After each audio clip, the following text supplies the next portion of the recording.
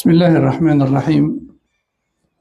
إن الحمد لله نحمده ونستعينه ونستغفره ونعوذ بالله من شرور أنفسنا ومن سيئات أعمالنا. من يهده الله فلا مضل له ومن يضلل فلا هادي له، وأشهد أن لا إله إلا الله وحده لا شريك له، وأشهد أن محمدًا عبده ورسوله صلى الله وسلم وبارك عليه وعلى آله وصحبه أجمعين. أما بعد، فما زلنا مع باب القدر. قال الشيخ بن باديس رحمه الله تعالى: وجوب الحذر. مع الإيمان بالقدر يجب الأخذ بالحذر، لقوله تعالى: يا أيها الذين آمنوا خذوا حذركم، وقوله تعالى: وليأخذوا حذرهم وأسلحتهم، بمعنى أن الإيمان بأن كل شيء بقدر الله يجب على الإنسان أن يأخذ بالأسباب ويحذر من الأخطار. كما نقولوا الإيمان بالقدر ما يخليش الإنسان يقيس روحه في البحر ولا يقيس روحه من جبل، لا، لازم الإنسان يحذر، يتخذ الأسباب. يا أيها الذين آمنوا خذوا حذركم، وكذلك وليأخذوا حذرهم وأسلحتهم، هذا في الحرب. فلا يترك الحذر أو الوقاية ويقول إن كان مكتوبا سيقع، بل المطلوب أن يتوكل على الله مع فعل الأسباب المناسبة. Donc toujours dans le chapitre du destin, Cheikh Ben Badis rahimahullah nous dit: malgré la foi au destin, nous avons l'obligation de prendre nos précautions.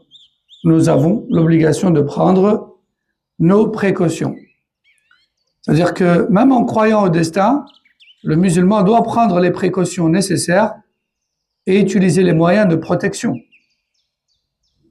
Comme Allah a dit dans le Coran, ce qui a pour sens: ô vous qui avez cru, donc il s'adresse à nous qui croyons en lui, ô vous qui avez cru, prenez vos précautions. Et dans un autre verset, il interpelle les croyants sur les champs de bataille face à l'ennemi. Il dit qu'ils prennent donc leurs précautions et leurs armes. C'est-à-dire que même les croyants qui font partie d'une armée quelconque ne doivent pas se dire: si c'est prédestiné pour moi de mourir dans cette guerre à laquelle mon État m'a envoyé, ou dans laquelle mon État m'a envoyé, si je dois mourir, je mourrai. Et de ce fait, tant pis, je ne reste pas sur mes gardes et je ne suis pas prudent. Ce qui doit arriver arrivera. Non, au contraire. Allah dit: prenez donc vos précautions, qu'ils prennent donc leurs précautions et leurs armes. Il interpelle par là, donc, les croyants qui font partie d'une armée ou d'une force sécuritaire de n'importe quel État musulman. قال: الحكمة والعدل في القدر. القدر كله عدل وحكمة، فما يصيب العباد فهو جزاء أعمالهم، وقد تدرك حكمة القدر ولو بعد حين، لأن من أسماء الله تعالى الحكيم، ورد في الآيات والأحاديث الكثيرة. ومن أسمائه تعالى العدل، ورد في حديث الأسماء عند الترمذي، لقوله صلى الله عليه وسلم في حديث الكرب، قال عليه الصلاة والسلام في الدعاء: عدل في قضاؤك، ماض في حكمك، عدل في قضاؤك. هذا في الدعاء الذي كان يقوله النبي صلى الله عليه وسلم. كان يقول: ماض في حكمك، يعني أنت قدرت وحكمت علي أمور، بصح هذاك القدر وهذاك الحكم اللي حتمتها عليا ما فيهش غير التقدير، فيه كذلك الحكمة والعدل. يعني ما راكش ظالمني وما راك ظالم حتى مخلوق، ما راك ظالم حتى مخلوق، ماض فيها حكمك عدل فيها قضاؤك. ولقوله تعالى وما أصابكم من مصيبة فبما كسبت أيديكم ويعفو عن كثير.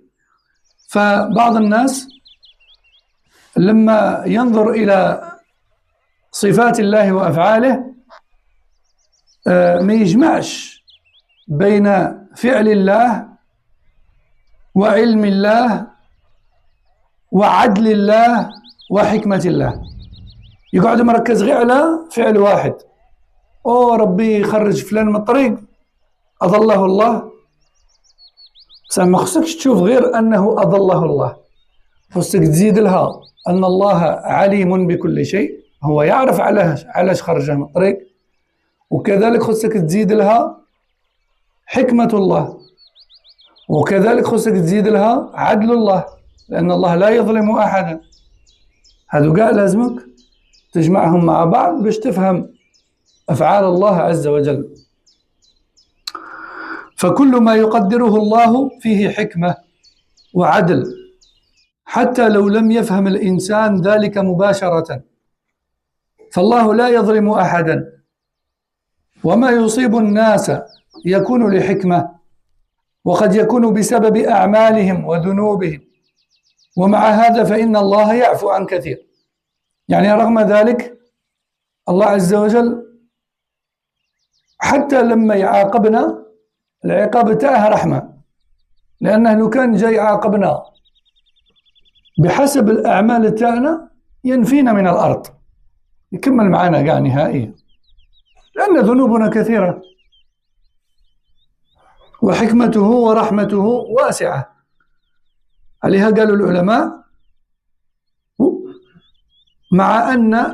ومع هذا فإن الله يعفو عن كثير. وأحيانا لا يفهم الإنسان الحكمة من بعض الأمور إلا بعد مدة. أنت لما ما تفهمش حاجة علاش هذه الحاجة صارت، لازمك تقول قدر الله ما شاء فعل، الله يعلم، أنا ما نعلمش، أنا ما فهمتش علاش، صح رب العالمين يعلم. Donc Cheikh Ibn Badis nous dit tout ce qu'Allah prédestine, tout ce qui se produit autour de nous à chaque instant, autour de nous et en nous, à chaque instant, est forcément soumis à sa sagesse et à sa justice. Subhanahu wa ta'ala. Beaucoup de gens, lorsqu'ils voient des choses se produire dans le monde, ils se focalisent sur un seul de ses actes ou un seul de ses attributs. Subhanahu wa ta'ala. Ils se focalisent par exemple, lorsqu'ils voient une personne s'égarer, ils se focalisent sur le fait qu'Allah l'a égaré. Donc Allah a fait l'acte de l'égarer, certes. Mais il oublie l'autre attribut, qui est l'attribut de la sagesse. Allah, il sait pourquoi il l'a égaré. Il oublie l'attribut de l'omniscience. Allah, il sait parfaitement tout. Et donc, encore une fois, il sait pourquoi il l'a égaré. Il oublie l'attribut de la justice. Allah, il ne l'a pas égaré pour rien. Très certainement qu'il lui a fait d'innombrables rappels avant. Mais il n'y a pas répondu, il n'a pas réagi. Il s'est entêté, etc., etc. Il faut prendre en compte tous les attributs d'Allah Azza wa Jal pour comprendre ce qu'Allah fait autour de nous. Donc il faut joindre et son omniscience, et sa sagesse, et sa justice, et ses actes, et sa volonté, etc.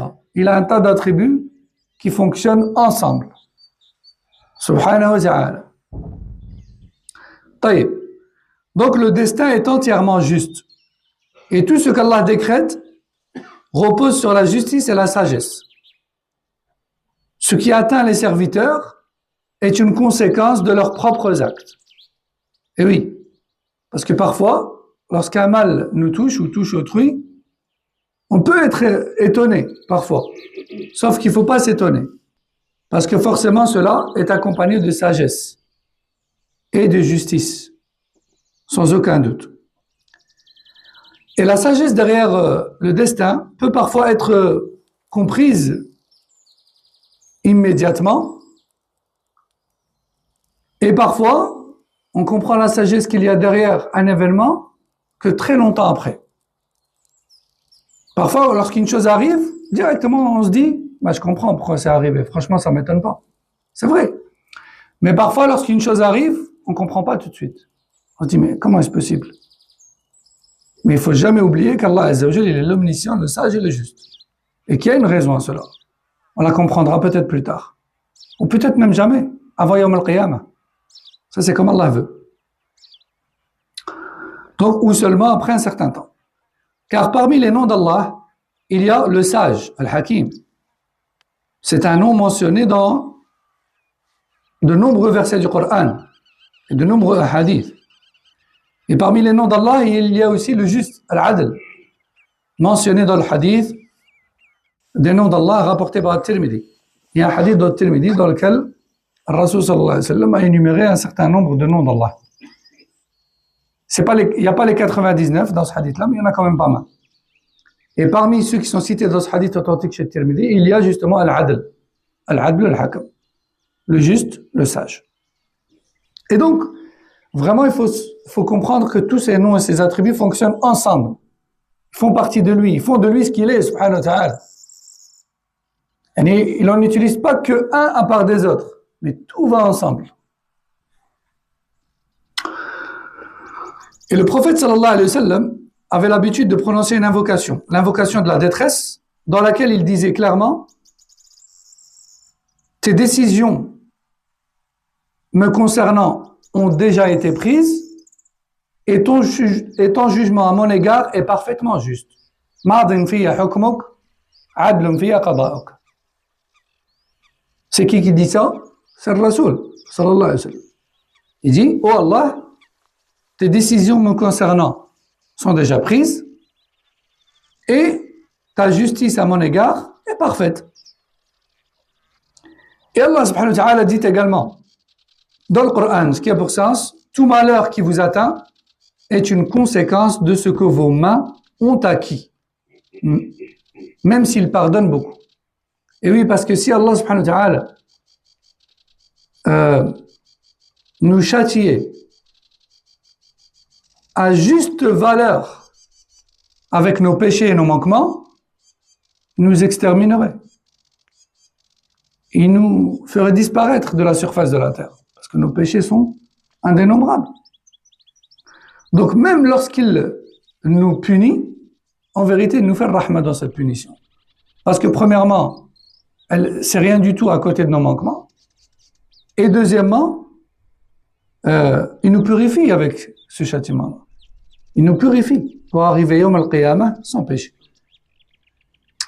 إذن هذا كله بالنسبة لركن الإيمان الأول الذي هو الإيمان بالله وكذلك الركن السادس الذي هو الإيمان بالقدر خيره وشره. الشيخ بن باديس رحمه الله شرع أبواب العقائد في كتابه العقائد الإسلامية بداه بالإيمان بالله ومن بعد تطرق إلى الركن السادس اللي هو الإيمان بالقدر ومن بعد ذكر الأركان الأخرى. Donc, vous avez remarqué que dans ce livre qui s'intitule La croyance islamique de Cheikh Ben Badis, il a commencé d'abord par le premier pilier de la foi. Bon, c'est un peu logique. Il a commencé par la foi en Allah. On a parlé de tous ses noms, ses attributs, comment ça fonctionne, etc., etc. Avant Ramadan déjà.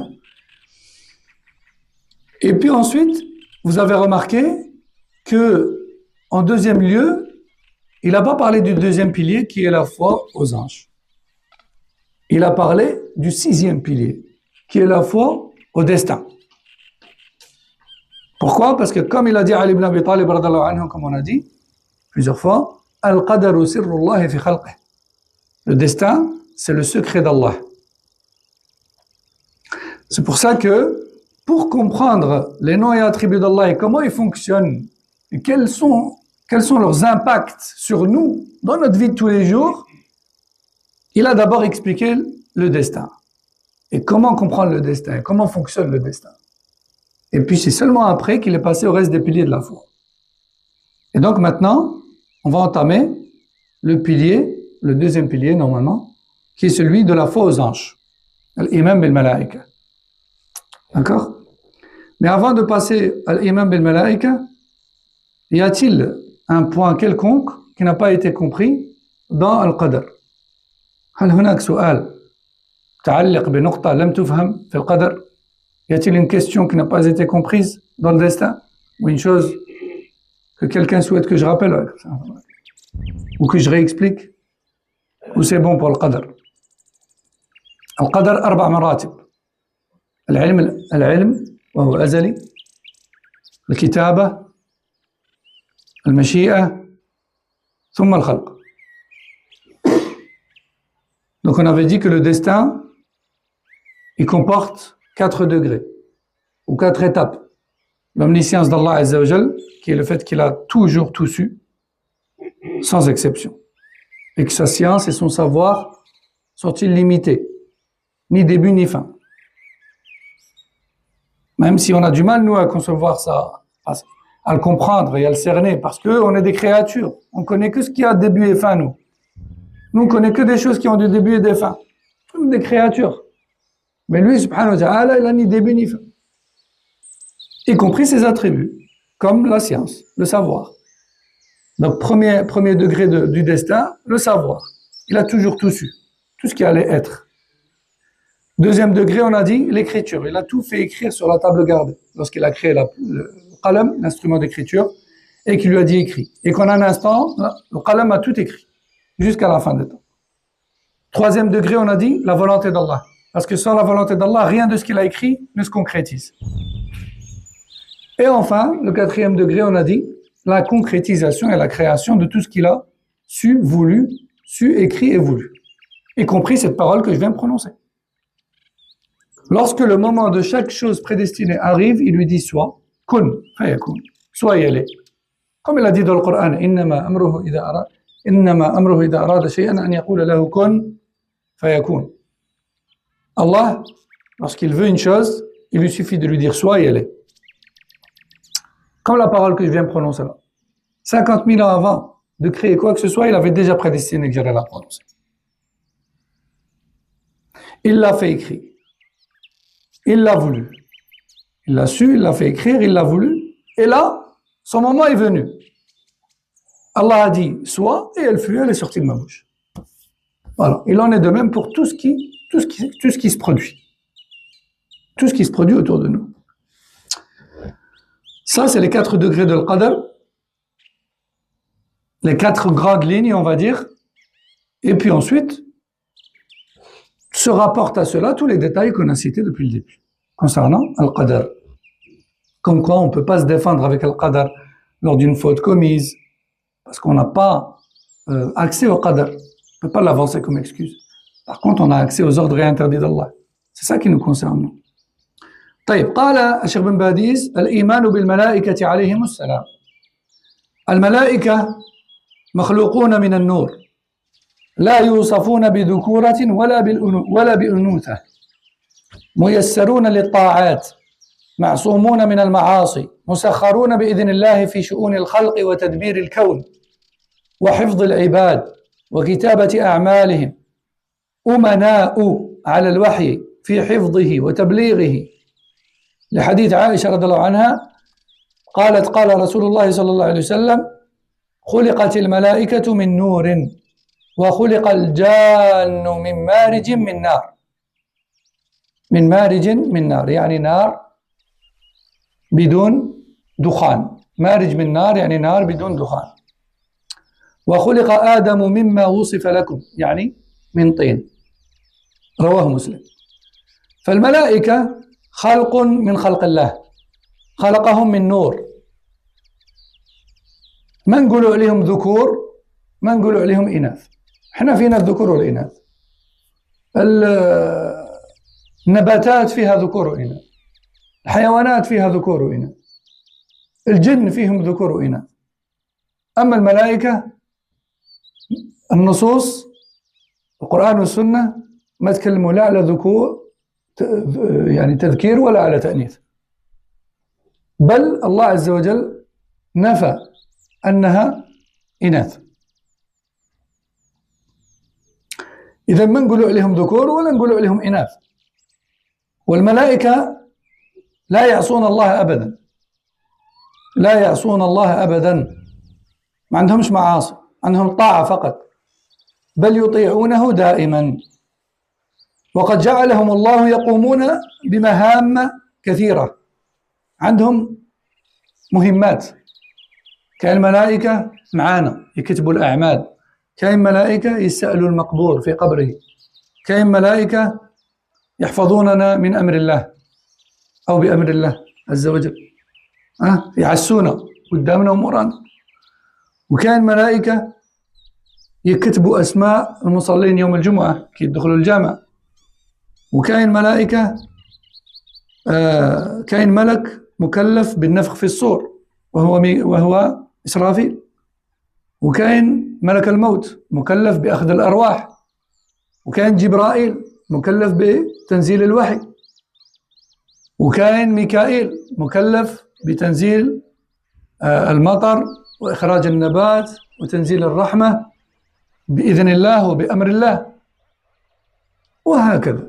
وكاين ملائكة المهمة تاعهم فقط العبادة، كما قال عليه الصلاة والسلام، قال في السماء مسجد يسموه البيت المعمور، وهذا البيت المعمور جامع في السماء يصلوا فيه الملائكة. قال عليه الصلاة والسلام يدخله كل يوم 70,000 ملك يعبدون الله فيه ثم يخرجون ولا يعودون إليه أبدا. كل يوم 70,000.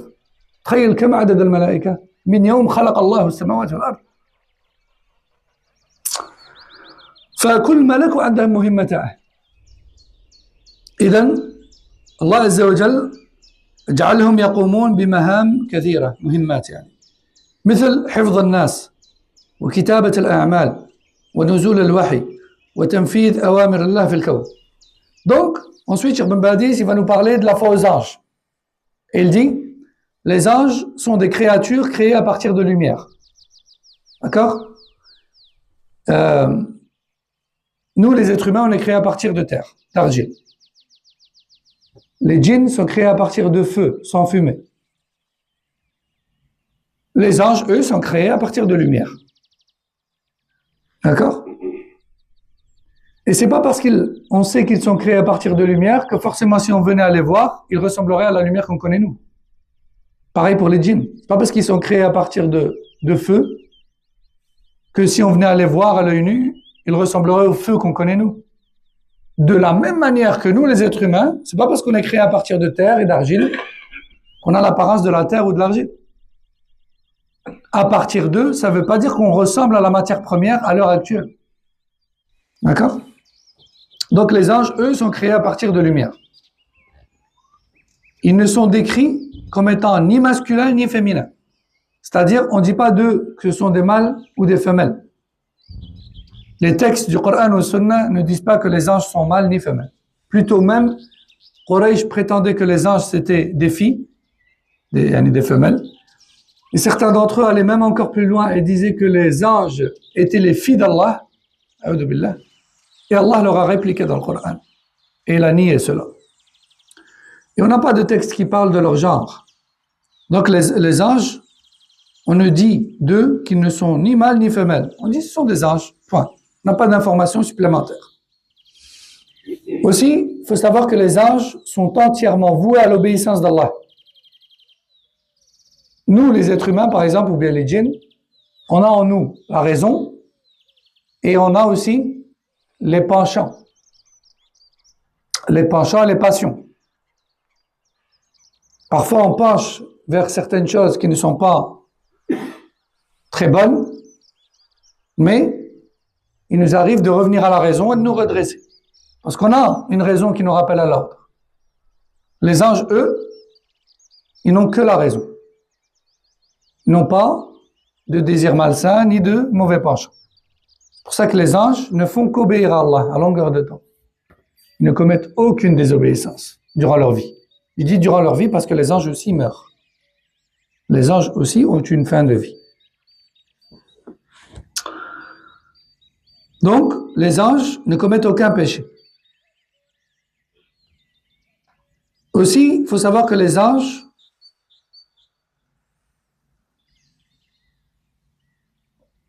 sont créés pour accomplir différentes missions. À chaque ange, sa mission. Il y a des anges dont la mission, c'est de nous accompagner pendant 24 heures, au moins, on va calculer ensemble, Inch'Allah, pour écrire nos actes. Il y a 2 anges qui arrivent au Fajr, qui prennent le relais des 2 anges précédents. Ils restent avec nous jusqu'au Asr.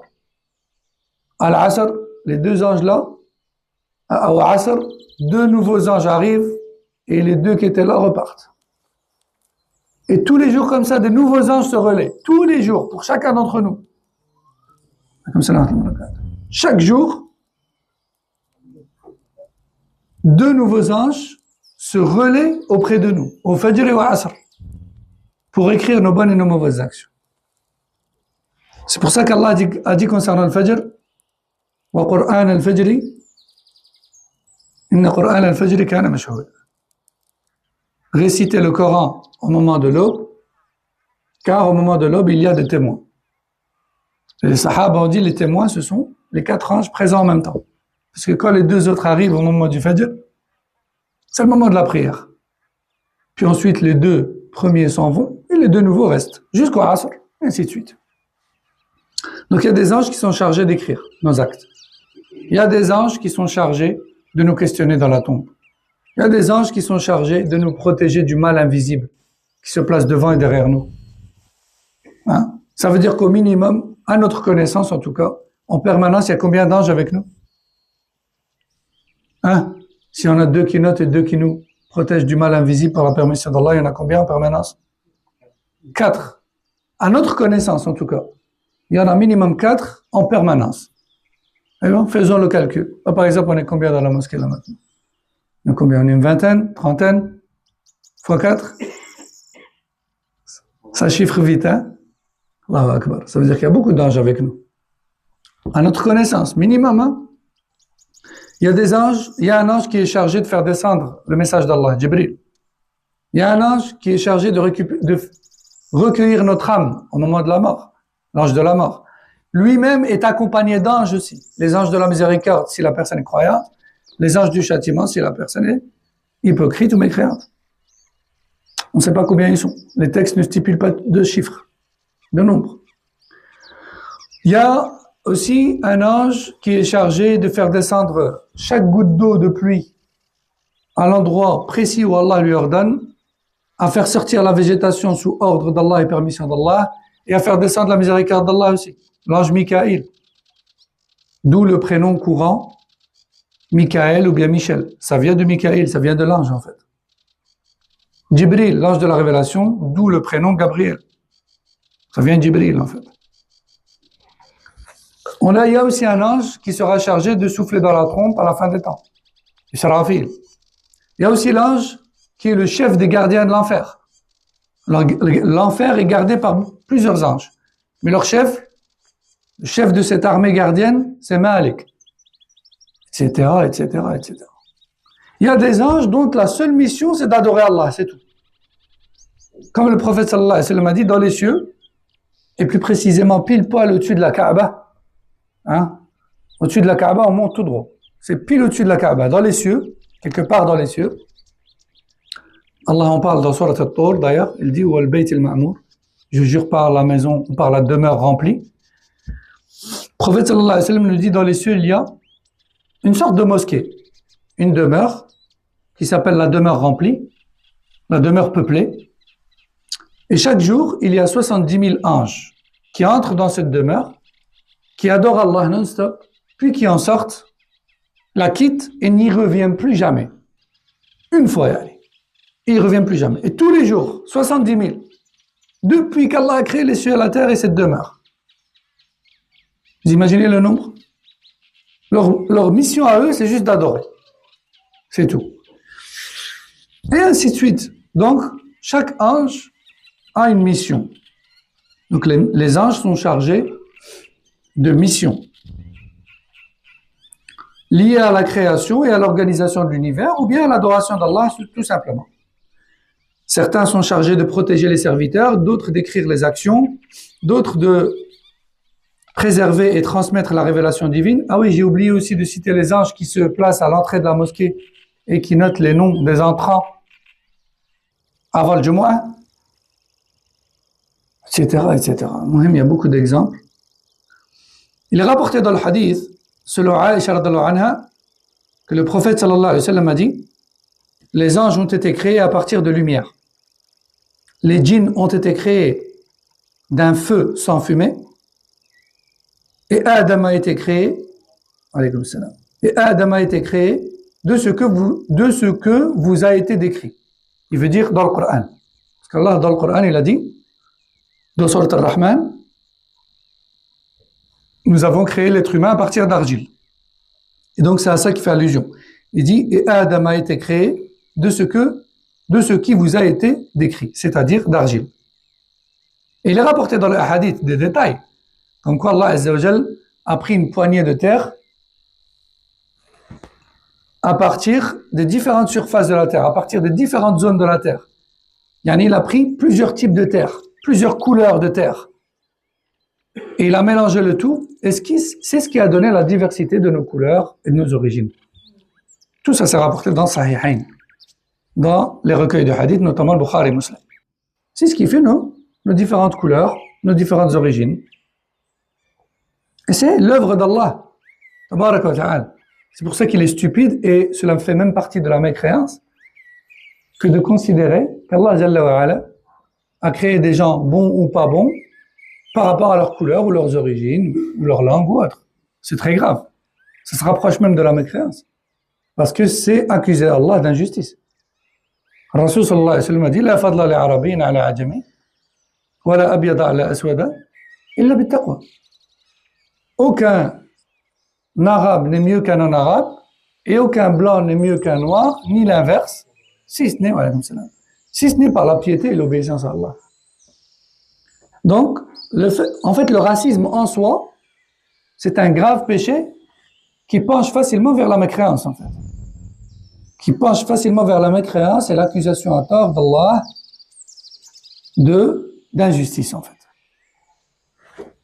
Et d'ailleurs, on sait très bien que parmi les meilleurs des êtres humains ayant foulé la terre, après les prophètes, ou même parmi les prophètes déjà, il y avait des hommes de couleur.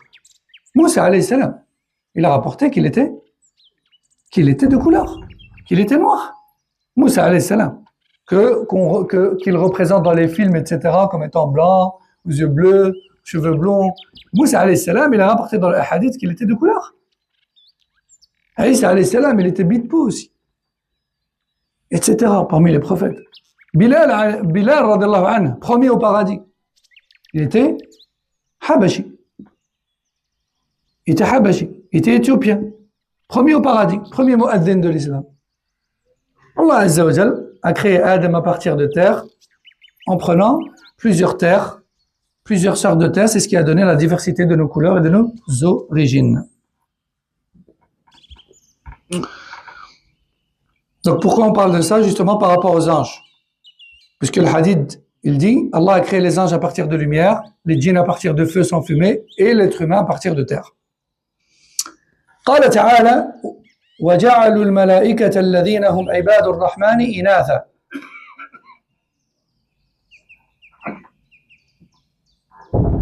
أشهدوا خلقهم ستكتب شهادتهم ويسألون.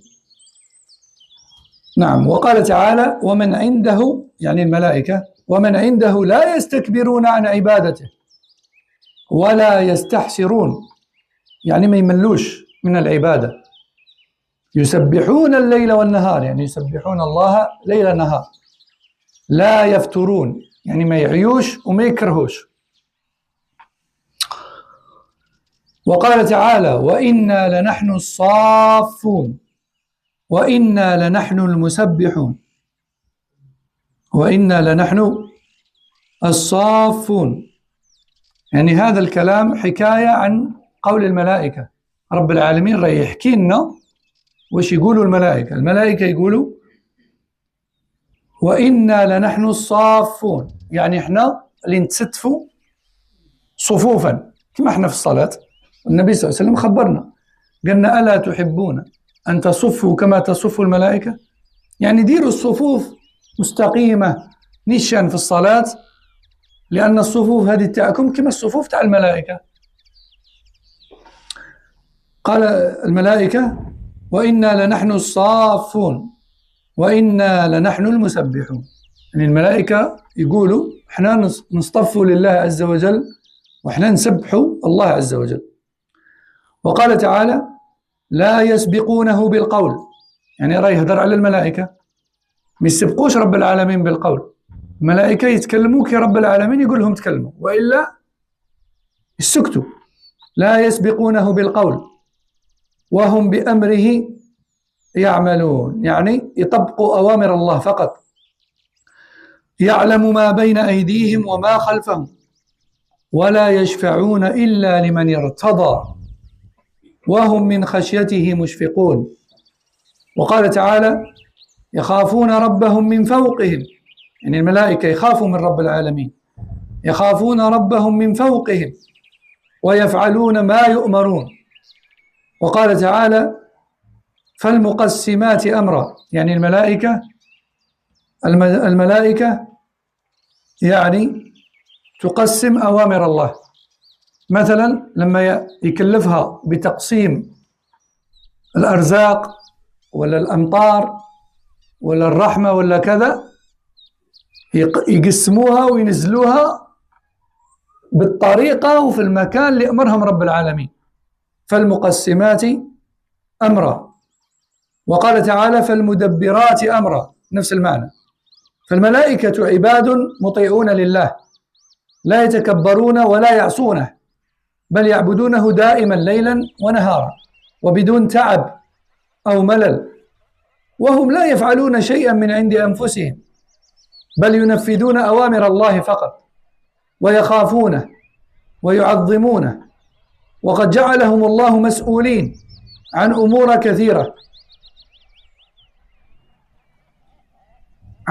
كثيرة في الكون بأمره سبحانه. Donc on termine avec ce dernier passage. Allah subhanahu wa ta'ala dit concernant les anges, et Allah azza wa jal dit que Quraysh prétendait concernant les anges, ils ont prétendu que les anges qui sont les serviteurs du tout miséricordieux étaient des femmes, des femelles. Ont-ils assisté à leur création? Leur témoignage sera inscrit et ils seront interrogés. Forcément, il veut dire par là quoi? Il veut dire par là que c'est faux. Allah dit aussi, ceux qui sont auprès de lui, il y a les anges qui sont dans les cieux, ceux qui sont auprès de lui ne se montrent jamais orgueilleux dans son adoration et ne s'en lassent pas. Ils le glorifient nuit et jour sans jamais faiblir.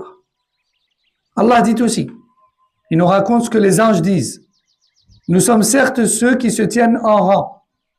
Les anges disent, nous sommes certes ceux qui se tiennent en rang et nous sommes certes ceux qui glorifient Allah.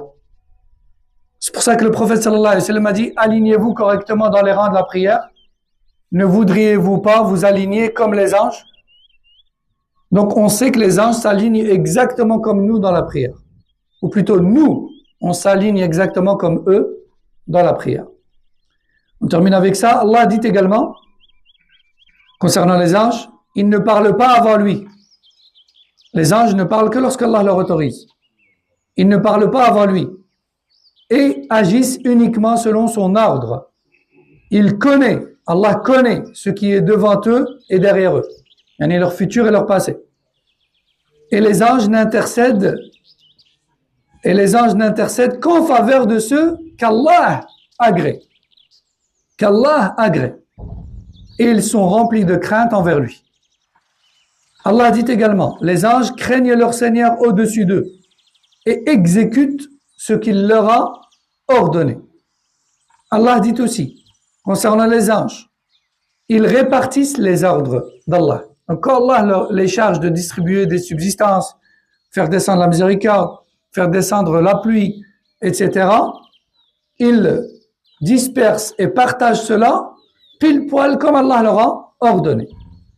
Et enfin, Allah dit aussi, concernant les anges, ils administrent les affaires selon l'ordre d'Allah, selon l'ordre d'Allah. Donc voilà concernant les anges, et on reprendra à partir de là la semaine prochaine, Inch'Allah. Subhanakallahumma wa bihamdik. Ashhadu an la ilaha illa ant, astaghfiruka wa atubu ilayk. Wa sallallahu wa sallam ala nabiyyina Muhammad wa ala alihi wa sahbihi. Subhanakallahumma